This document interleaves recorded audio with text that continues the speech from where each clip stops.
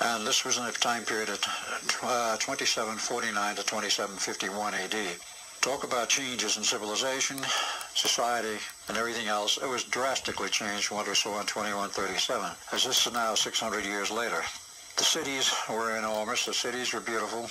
They had ground-based cities, much as we have always had them, but they also had something else, floating cities. Floating cities, due to anti-gravity techniques being perfected sufficiently that they could float an entire city, which was perhaps not as large as any of our current cities. It was round to very nearly round, but it floated on this platform, and they could move the city any place they wanted, remaining floating in the air, 4,000 or 5,000 feet above the ground perhaps, or a little less, depending on what they wanted. But the size of the city was vertical rather than horizontal, 2,200 stories high. That's about 2.5 miles. These cities could move anywhere on the planet. Basically, they stayed hovering and floating. Of course, they didn't like a particular location, they moved somewhere else. There wasn't that much traffic in moving cities, I can assure you, because the world population in that era, the 28th century, was only 500 million, and I was instructed later that that was where they had held it for centuries. There would be no more than approximately 500 million population. Some of the features of this, let's start from the political standpoint. As I learned, all of these cities, whether they're ground-based cities, of which the majority were, because they had to do manufacturing, they had to have agriculture and various other things to supply the needs of civilization. But all of them, whether floating or ground-based, were rather interesting in their governmental form. They had essentially no government. There was no government as we know it today. There was no money, there was no banks, there was no political jurisdictions, and there was resolved down to what would be best called a city-state structure, where the city is a state. And any other cities from that one are independent and operate in their own independent manner. So that was the major change there. There was no elected government. There was no appointed government. There was no government as we had ever seen it in the past. As I found out, each city was run by an intelligent computer, synthetic intelligence, synthetic consciousness, a highly radioactive crystalline structure. Who built them, I had no idea. Nobody seemed to know, but they've been there for hundreds of years. And this computer ran the entire city. There were guidelines set down. There were law books, but no courts. There were guidelines set down as to how you're to behave, what your parameters were. Within these parameters, anything went. Anything that was not considered kosher within this realm, this parameter limit, would be expressed as a yellow zone, a zone that you don't want to go into and you don't want to become involved in that type of behavior. If you got out into that area, you were given an invite for a reprimand to the computer, which there was one in every city, running each city. You would literally be called in for, shall we say, an interview or an audience with the computer, and you would be advised that you had broken the law, but it wasn't considered a felony, it was a misdemeanor. A misdemeanor and such. If you were judged guilty, you were sent off to one of the work camps for whatever purpose they did in the work camps. It would be much like today, I presume, where any kind of labor, menial or otherwise, had to be done was done. And that was compulsory. That was not voluntary. If you were called in because you had gone outside the yellow zone into what is called the red zone, which is basically what you would today call a felony offense, you were immediately called in for an interview. You were examined, looked at, talked to, and if the computer at that point thought that you were rehabilitable, that you could learn again to be sociable and within the social bounds of normalcy, you were given one more chance. If the computer decided that you were not capable of fitting into society, you were terminated right then and there. Now, there were other people who didn't feel like they could fit into the society, but had not yet committed any of the so-called offenses. Literally, they were allowed to leave. If the word was, if you don't like it here, go live somewhere else. Go out in the boonies if you want. Live as a hermit. We don't care. And many did. I do not know what percentage. I was told that quite a lot of people had left the cities and gone out in the boondocks. Whether they formed communities or not, I never did find out. If you weren't required to work, which no one was required to, other than their social obligation, which was well inculcated into the kids, that you had an obligation to contribute to society, to pay for what you have been using and had inherited, for which no money was involved. A sort of credit system was still functional, but otherwise, except for fairly large credit purchases, if that is the right term, they didn't really keep track of very much. It was considered quite free as long as you were able to make some contributions and nobody overloaded the system with demands. That happened very seldom. that there was an overload of demand for goods or services. So as a result of that, there was very little abuse of the system. Now, in this period of time, talking with many people, making friends, I had a number of questions. Who built this computer system? That was my first and foremost question. Who maintains it? What happens when it breaks down? Very common questions. No common answer, and very much uncommon answers. First question about the cities, who built them, who maintains them, who maintains the computers, was rather hard to answer and get an answer to. No one really knew much about the history of the construction of the city or how it ran, other than the computer, and you couldn't request an interview. You couldn't request to go in and ask questions. The aspect of how these computers communicated with each other was unknown. But it did make, the one I talked with did make a number of interesting statements over a period of time. They had been around for about 250 years in this format, in this system. There was no one to do any maintenance. Apparently there was no maintenance as such. If one of them broke down, it was simply replaced. But I wasn't satisfied with some of these answers. I started looking further.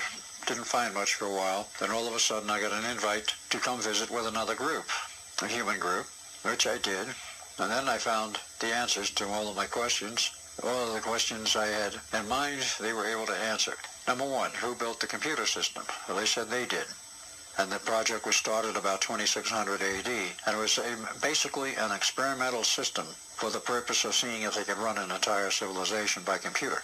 And also provide full socialization, i.e. everything is free, but also in the educational system or process inculcate the idea that people have a moral obligation to do something for the community because the community had supported them, therefore they have to help support others in the community, which didn't work most of the time. In a smaller community, it works much better than in a larger community. You get cities of well over 1 million population, it's very difficult to get something like this to work and to be usable on a consistent basis.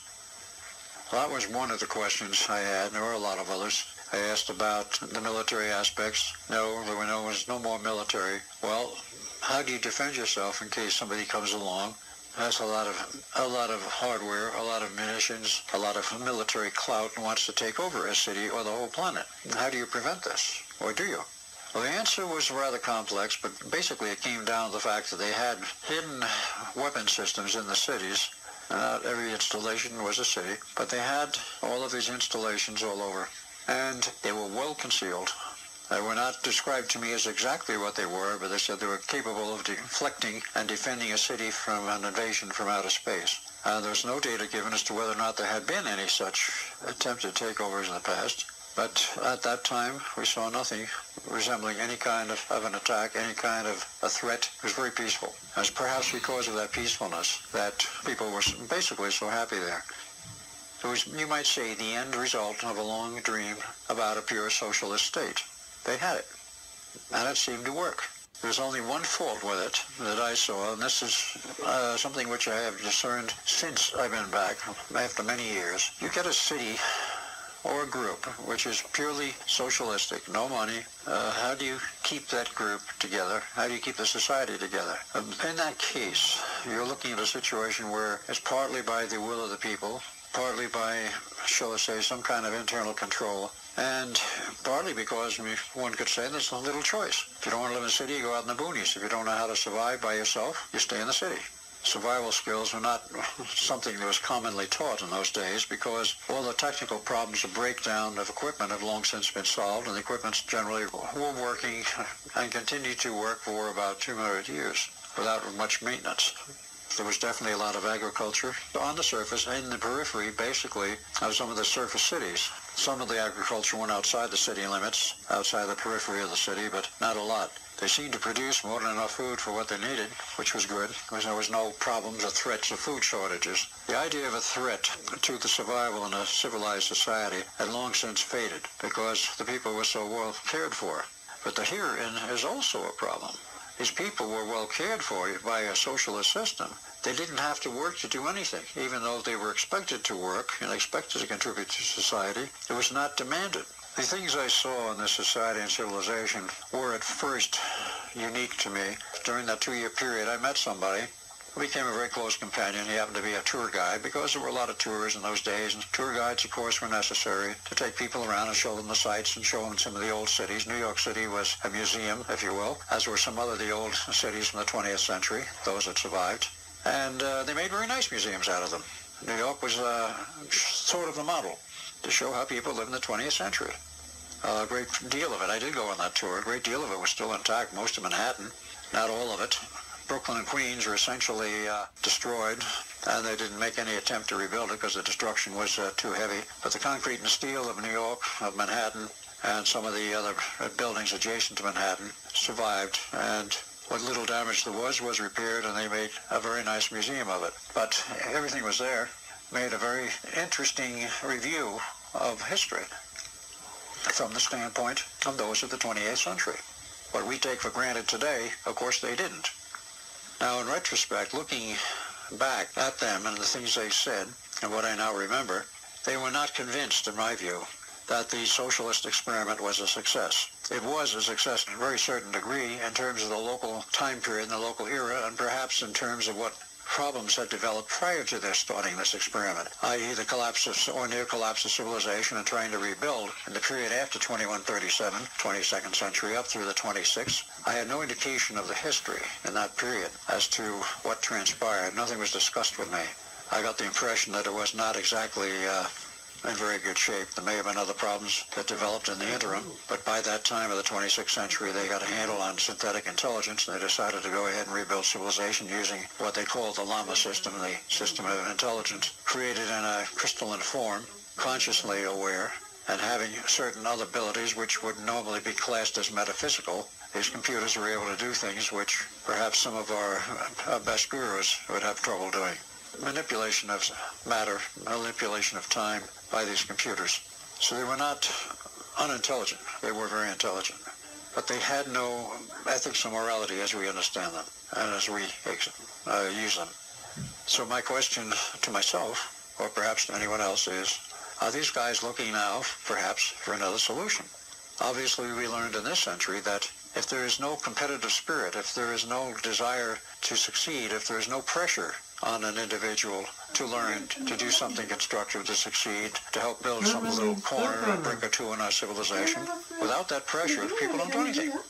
And if you suddenly wind up in a situation where all of your needs and wants are granted for free, and you don't have to go out and work for them, you don't have to do something to go get them, you don't have to cut down trees, go out and skin animals for their furs to survive, but suddenly everything is handed to you on a silver platter.